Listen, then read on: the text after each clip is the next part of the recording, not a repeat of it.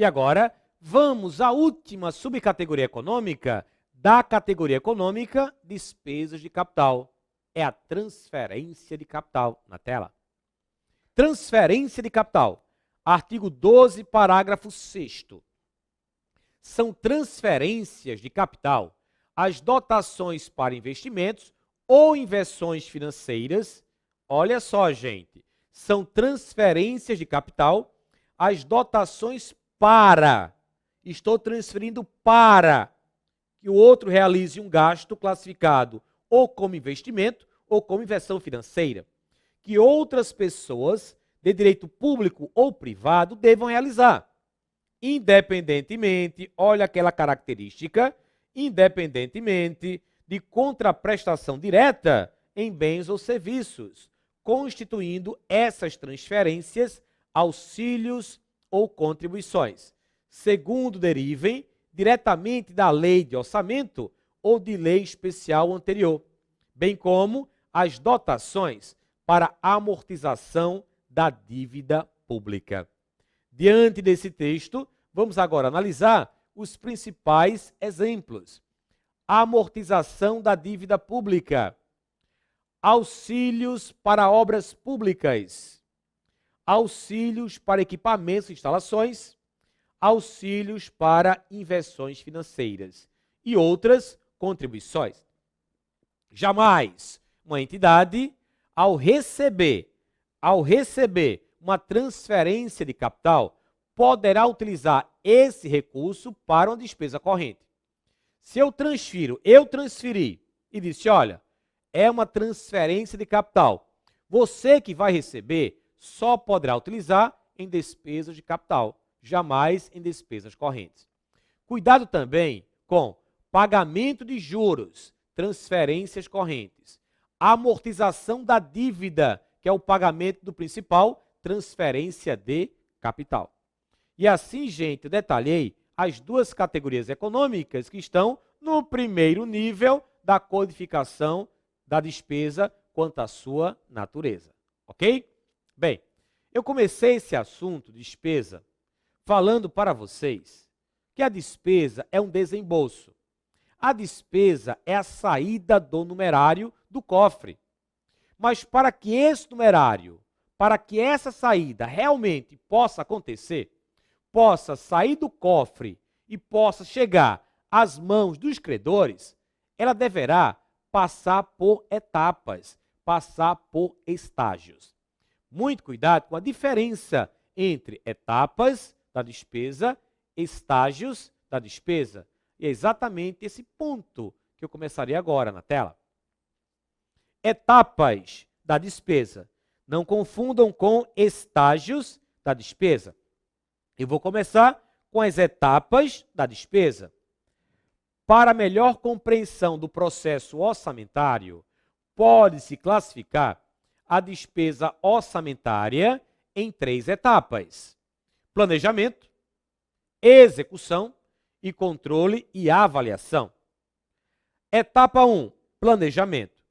O que vamos encontrar aqui nessa etapa 1? Toda a fase, gente, do planejar. E o planejamento acontece quando? Vou aqui sintetizar, olha só. Quando houver a fixação da despesa. Pela fixação. Depois da fixação, o que virá? A descentralização orçamentária. Estão lembrados? Provisão, destaque. Depois, a programação orçamentária financeira. E, por fim, a licitação. A licitação. Tudo isso é planejar. Fixação, descentralização orçamentária, programação orçamentária e financeira, que é a movimentação de crédito, de recursos, e a licitação. Para ficar no material, como objeto de estudo, eu coloquei a etapa do planejamento e contratação abrange, de modo geral, a fixação da despesa orçamentária, a descentralização / movimentação de créditos, a programação orçamentária e financeira e o processo de licitação. O que é a fixação da despesa? Já aprendemos. A fixação da despesa orçamentária insere-se no processo de planejamento e compreende a adoção de medidas em direção a uma situação idealizada, tendo em vista os recursos disponíveis e observando as diretrizes e prioridades traçadas pelo governo. É quando o orçamento ele é aprovado. Estão lembrados? De um lado, receita prevista, do outro lado, despesa fixada. Depois vem a descentralizações de créditos orçamentários. As descentralizações de créditos orçamentários ocorrem quando for efetuada movimentação de parte do orçamento. Mantidas, gente, eu vou marcar aqui, mantidas, aí a banca, alteradas. Olha só o que ela faz, hein? O correto, mantidas as classificações institucional, funcional, programática e econômica. Simplesmente estamos transferindo os créditos. E só pelo fato de transferir, eu não vou alterar nenhuma dessas classificações. Por isso, ó, mantidas as classificações institucional, já vimos, funcional, já vimos, programática, já vimos, e econômica, já vimos, para que outras unidades administrativas possam executar a despesa orçamentária. As descentralizações de créditos orçamentários não se confundem com transferências e transposição, pois não modifica o valor da programação ou de suas dotações orçamentárias, créditos adicionais, pois não altera a unidade orçamentária, que é a classificação institucional, detentora do crédito orçamentário aprovado na lei orçamentária ou em créditos adicionais. Quando a descentralização envolver unidades gestoras de um mesmo órgão, que é a interna, tem-se a descentralização interna, também chamada de provisão, dentro da mesma estrutura. Se, porventura, ocorrer entre unidades gestoras de órgãos ou entidades de estrutura diferente, ter-se-á uma descentralização externa, também denominada de destaque. Depois da descentralização, vem a programação orçamentária e financeira. A programação orçamentária e financeira consiste na compatibilização do fluxo dos pagamentos com o fluxo dos recebimentos, visando o ajuste da despesa fixada às novas projeções de resultados e da arrecadação. Isso acontece quando a administração pública compatibiliza os recursos que estão entrando com a liberação dos gastos, para que as entidades não gastem mais do que aquilo que está sendo arrecadado. Não esqueçam que a receita é prevista. Você não pode contar em apenas um mês com toda a previsão anual. A arrecadação vai acontecendo passo a passo, pouco a pouco. É por isso que temos que efetuar a programação orçamentária e a programação financeira, que é essa compatibilidade, recursos, créditos. E para fechar a etapa 1 de planejamento, temos o quê? A licitação pública na tela. Processo de licitação. Processo de licitação compreende um conjunto de procedimentos administrativos que objetivam adquirir materiais, contratar obras e serviços, alienar ou ceder bens a terceiros, bem como fazer concessões de serviços públicos com as melhores condições para o Estado. Tudo isso acontece dentro da etapa 1, planejamento. A etapa 2 está ligada a quê? A execução da despesa. A etapa 1, planejamento. A etapa 2, execução. Dentro dessa etapa 2, execução, é que vamos encontrar os estágios da despesa. Vamos ver?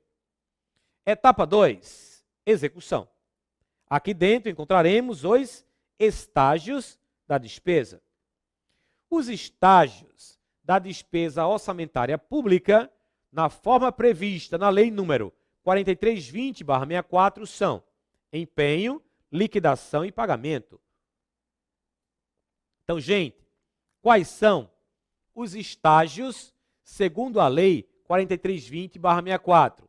Empenho, liquidação e pagamento. Quais são os estágios da execução da despesa? Empenho, liquidação e pagamento. Mas, Wilson, eu já vi uma alternativa, uma questão, considerando como correta estágios: fixação, empenho, liquidação e pagamento. E aí? Tá certa? Tá certa, gente. Mas, nesse caso, a banca não citou a Lei 4320/64, nem citou estágios da execução da despesa. Pois se ela fizer isso, são apenas empenho, liquidação e pagamento. A fixação é um estágio doutrinário, é um estágio que está dentro do planejamento. Então, quais são os estágios segundo a lei? Quais são os estágios da execução da despesa? São esses três: o empenho, a liquidação e o pagamento. Isso segundo a lei 4320/64. A fixação também é um estágio, mas é um estágio doutrinário, é um estágio do planejamento. Então, basicamente, esses são os passos que o gasto, que o recurso, na realidade, vai dar até que o numerário chegue às mãos dos credores. Ele sai do cofre, mas já vai direto para a mão do credor? Não. Primeiro houve a fixação, depois haverá o empenho, depois a liquidação, depois o pagamento. Somente aí é que o numerário, o recurso din-din, chegará às mãos dos credores. Já falei sobre a fixação. Agora, vamos entender o que é o empenho, o que é a liquidação e o que é o pagamento. Primeiro, essa sequência que você está olhando aí para a sua telinha, ela é obrigatória. Primeiro eu empenho, depois eu liquido, depois eu pago. Nessa ordem, eu sempre digo, esses estágios são obrigatórios na sua existência e na sua sequência. Por que em sua existência? Toda despesa orçamentária, vou repetir, toda despesa orçamentária tem que ser empenhada, liquidada e paga. E nessa ordem, eu só posso pagar se antes estiver liquidado. Só posso liquidar se antes estiver empenhado. Nessa ordem. Para cada momento da execução da despesa, para cada estágio, teremos um documento. Qual documento que representa o empenho? NE, nota de empenho. Qual é o documento que representa a liquidação? NL, nota de lançamento, hein? Não é nota de liquidação, não. É nota de lançamento. Qual é o documento que representa o pagamento? OB, ordem bancária. Então, NE, nota de empenho. NL, nota de lançamento. OB, ordem bancária. Ok? Sintetizando, resumindo, o empenho acontece quando a administração pública ela coloca no papel aquilo que ela quer adquirir. Funciona até como se fosse um contrato. Então, é redigido lá o empenho, eu quero comprar computadores, você é uma empresa que quer fornecer, então vamos empenhar. Vamos colocar no papel. Colocamos. Depois de colocar no papel, o que vai acontecer? A empresa que foi empenhada, né, ela vai entregar o material. E ao entregar o material, a administração pública recebendo, ela irá liquidar a despesa. Então, liquidar uma despesa, cuidado, não é pagar a obrigação. Liquidar uma despesa é receber o material, ter um serviço prestado, ter a obra concluída. E somente depois da liquidação é que a despesa poderá ser paga. É com o pagamento, gente, que a obrigação estará extinta. Então, dessa forma, vocês vão entender melhor quando eu detalhar o empenho, a liquidação e o pagamento. Você já tem a visão geral do que vai acontecer. Agora, eu vou entrar nos detalhes, segundo a lei 4320/64 e também com outras legislações, ok? Vamos à tela? Não esqueçam, primeiro eu empenho, depois eu liquido, depois eu pago. Vou começar com o empenho. 4320/64, artigo 58. O empenho de despesa é o ato emanado de autoridade competente. Opa, vamos parar aí. O empenho de despesa é o ato emanado, vou marcar, ó, é o ato emanado de autoridade competente. Quem é essa autoridade competente? Essa autoridade competente é o cara chamado de ordenador da despesa. Ele é o cara dentro da administração. É ele quem vai autorizar o empenho, é ele quem vai autorizar o pagamento, é ele quem vai autorizar o suprimento de fundos, é ele quem vai autorizar despesas de exercícios anteriores e é ele quem vai responder. É o CPF dele que o controle externo quer. Então, o ordenador da despesa é o cara dentro da administração, que cria para o Estado obrigação de pagamento, pendente ou não de implemento de condição. Cuidado com esse negócio aí, ó, que eu vou marcar também. Que cria para o Estado obrigação de pagamento, pendente ou não de implemento de condição. Gente, a lei 4320/64, ela é bem antiga. Ela é de 17 de março de 1964. Nesse período que estava havendo aqui no Brasil. Historicamente, você deve saber, não é não pela idade, todo mundo é novo, mas historicamente. O Congresso está na iminência de ser fechado, né? Para alguns, anos de chumbo, para outros, anos dourados. Não vou entrar nessa seara, não. Mas o Congresso estava para ser fechado. E a 4320/64, ela passou a toque de caixa. Ela não passou por um processo de revisão. Então, temos alguns erros dentro da lei 4320/64. Creio eu, se ela tivesse passado por uma revisão criteriosa, esse dispositivo, esse artigo, seria modificado. Porque o empenho, por si só, não cria obrigação de pagamento. A obrigação de pagamento vai acontecer quando a despesa for liquidada, não é verdade? O material é entregue. Se o material foi entregue, se o serviço foi prestado, se a obra foi concluída, eu estou devendo. Agora, só porque eu coloquei no papel, só porque eu empenhei, já estou devendo, não. E isso, gente, as bancas exploram. Como? Elas fazem assim. Marca a alternativa que apresenta o estágio da despesa em que cria uma obrigação efetiva de pagamento. A resposta, liquidação. Agora, se ela colocar assim, marca a alternativa que apresenta o estágio da despesa que cria para o Estado obrigação de pagamento, pendente ou não de implemento condição. Aí você vai marcar empenho, pois a questão repetiu o comando do artigo 58. Entenderam? Quem cria obrigação efetiva de pagamento, quem cria obrigação financeira é a liquidação e não o empenho. Mas estou falando de empenho, voltem. De novo, artigo 58. O empenho de despesa é o ato emanado de autoridade competente que cria para o Estado a obrigação de pagamento, pendente ou não de implemento de condição. Mas, Wilson, então se o empenho não cria essa obrigação efetiva de pagamento, o que é que ele faz?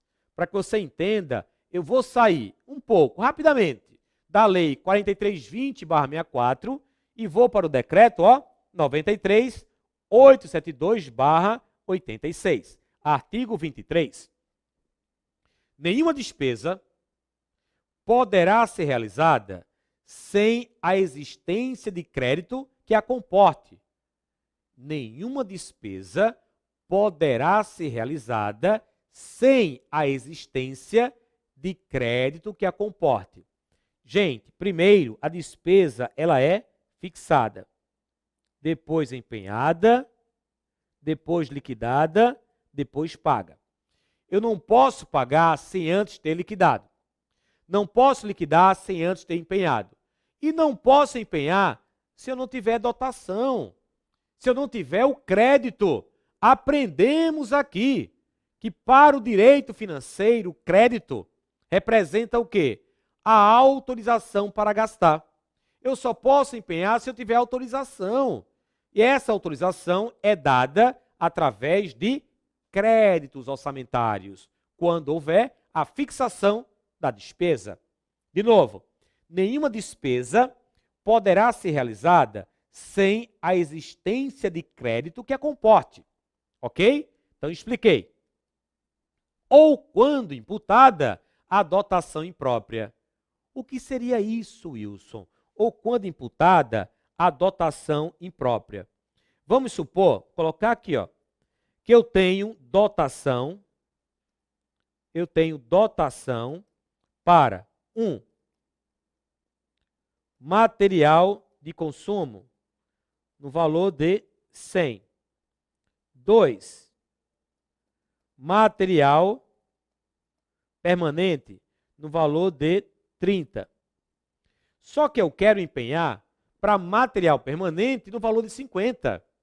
Eu não posso, gente, aqui, ó, emitir a nota de empenho pegando 30 daqui e 20 daqui. Por quê? Porque a dotação seria imprópria. Eu não posso simplesmente utilizar o crédito. Eu tenho que utilizar o crédito, mas na dotação própria. Nesse caso, eu só poderia empenhar até 30 para material permanente. Se eu tivesse feito isso que está aí em vermelho, seria uma dotação imprópria. Então, aqui expliquei. Vedada expressamente qualquer atribuição de fornecimento ou prestação de serviços, cujo custo excede aos limites previamente fixados em lei. Na administração pública, não pode acontecer o seguinte. Aí eu tenho lá uma dotação de 500. Aí eu falo para o fornecedor, olha, você entregue aí 600, que depois a gente se vira. Depois eu vou ver como é que a gente vai fazer. Entregue 600, eu vou empenhar 500, mas você vai entregar 600. Depois a gente dá um jeito aí. Não pode, não. Se eu empenhei 500, só posso receber 500. A legislação veda o quê? Veda esse excesso do custo em relação aos limites previamente fixados em lei. Mas, Wilson, você ainda não mostrou o que realmente o empenho vai provocar. Estou chegando. Ainda estou no decreto, hein? Agora, artigo 25. O empenho importa deduzir seu valor de dotação adequada à despesa a realizar, por força do compromisso assumido. De novo, o empenho importa deduzir seu valor de dotação adequada à despesa a realizar, por força do compromisso assumido. Wilson, entendi, mas não estou muito seguro, não. Você vai entender agora. Digamos que em X0 eu comecei com a dotação de 10 mil. Empenhei 1.000. Observem agora o que o empenho vai provocar na dotação. Eu tinha 10, empenhei 1.000. Depois do empenho, a dotação cairá para 9. É isso que o empenho provocará. A redução parcial da dotação orçamentária. Agora, o meu saldo é de apenas 9. Em um segundo momento, empenhei 2.000. Ora, eu tinha 9. Empenhei 2.000. O saldo da dotação cairá para 7.000. É isso que o empenho vai provocar. Gente, essa regra foi criada com o intuito de proteger o fornecedor, porque ele sabe que a despesa estando empenhada, já houve uma reserva da dotação orçamentária, garantindo ao credor um futuro pagamento. Então, quando a despesa é empenhada, o que é que ela vai provocar na dotação? Vai provocar a redução parcial da dotação orçamentária. Empenhei, reduzi. Mas, quando ocorrer durante o exercício a anulação do empenho, e aí? Ainda estou dentro do decreto. Artigo 28. A redução ou cancelamento no exercício financeiro de compromisso que caracterizou o empenho implicará sua anulação parcial ou total, revertendo a importância correspondente à respectiva dotação, pela qual ficará automaticamente desonerado o limite de saques da unidade gestora. Entenderam? Sim, não, talvez, mas agora lá vem a figurinha, né, para me ajudar. A dotação é de 10 mil. Empenhei 1.000. Gente, se eu tinha 10, empenhei 1.000, o que vai acontecer com a dotação? Cairá para 9 mil. Em X0, houve o cancelamento desse empenho. Ora, quando eu empenhei, reduzi a dotação. Quando ocorrer a anulação desse empenho, no mesmo exercício em que ele foi realizado, o saldo cancelado, olha só, será revertido para a respectiva dotação. Então, a regra é simples. Empenhei a despesa, reduzo a dotação. Cancelei o empenho no mesmo exercício. O que vai acontecer? O saldo cancelado será revertido para a respectiva dotação. Não é para outra, não. Se eu cancelei o empenho referente a material permanente, essa reversão vai para a dotação de material permanente e não para outra. Ok? Cuidado com isso. Ô Wilson, e se o cancelamento ocorrer no exercício diferente, no outro exercício do empenho, a regra é a mesma? Não. A regra não será a mesma. Essa regra só se aplica quando o cancelamento ocorrer no mesmo exercício do empenho. Quando ocorrer no exercício seguinte, aguenta um pouquinho, que daqui a pouco eu vou explicar para vocês. Por enquanto, basta saber disso daí, ok? Explicado o que o empenho provoca, com um pouco mais de informações, eu volto agora para a Lei 4320/64, na tela. Voltando para a Lei 4320/64, artigo 59. O empenho da despesa não poderá exceder o limite dos créditos concedidos. Claro, o crédito é o limite, é a despesa fixada que jamais poderá ser ultrapassada. Jamais eu posso empenhar um valor superior acima do limite, acima da dotação, acima do crédito. Não há exceção para essa regra. Artigo 60. É vedada a realização da despesa sem prévio empenho. Essa é uma regra que já se tornou um chavão na administração pública. Toda despesa deverá ser previamente empenhada. Não há exceção para essa regra. De novo, é vedada a realização da despesa sem prévio empenho. Se não há exceção para essa regra, o que vocês acham desse texto aqui? Em casos especiais previstos na legislação específica, será dispensada a emissão da nota de empenho. Em casos especiais previstos na legislação específica, será dispensada a emissão da nota de empenho. E aí, gente, o que é que acham do parágrafo 1º, em relação ao caput do artigo 60? Wilson, volta aí para o artigo 60. Volto. É vedada a realização da despesa sem prévio empenho. Aí eu falei para vocês, não há exceção para essa regra. Não há exceção para essa regra. Aí logo após, depois de ter afirmado isso, eu coloquei o parágrafo 1º e perguntei, o que é que acham disso? Isso aí é uma exceção? Podemos tratar o parágrafo 1º do artigo 60 como uma exceção?